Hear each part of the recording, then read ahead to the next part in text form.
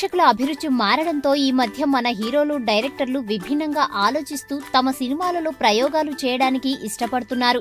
కొత్తదనం ఉంటే కాని ప్రేక్షకులు థియేటర్స్కు రాని పరిస్థితుల్లో ప్రేక్షకుల ఊహకందని ట్విస్టులు తమ సినిమాలలో ఉండేలా అనేక ప్రయత్నాలు చేస్తున్నారు.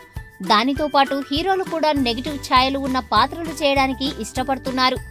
ఒకప్పుడు హీరో చివరిలో చనిపోతే ప్రేక్షకులు ఆ సినిమాను చూడరు అన్న ఉద్దేశంతో అటువంటి సీన్స్ తమ సినిమాలలో పెట్టడానికి సాహసించేవారు కాదు.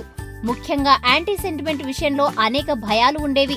ఇప్పుడు రోజులు మారిపోవడంతో కథకు అనుగుణంగా యాంటీ సెంటిమెంట్ సీన్స్ చూపించినా ప్రేక్షకులు అంగీకరిస్తున్నారు.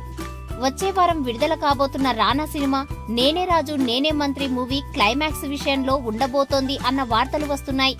ఈ మూవీలో రానా డిఫరెంట్ రోల్ చేస్తున్న సంగతి తెలిసిందే.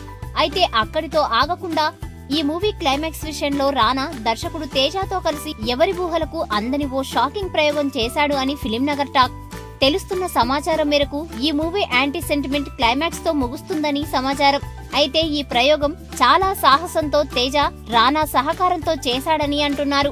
అయితే ఎప్పుడూ లేని విధంగా కేవలం ఆగస్టు 15కు వస్తున్న వరుస సెలవులను నమ్ముకొని మరో 2 భారీ అంచనాలు ఉన్న సినిమాలతో పోటీగా వస్తున్న నేపథ్యంలో ఈ మూవీ ఎంతవరకు విజయవంతమవుతుంది అన్న విషయం, ఈ సినిమా క్లైమాక్స్ సగటు ప్రేక్షకులకు ఎంతవరకు నచ్చుతుంది అన్న విషయంపై ఆధారపడి ఉంటుందని అంటున్నారు సినీ విశ్లేషకులు.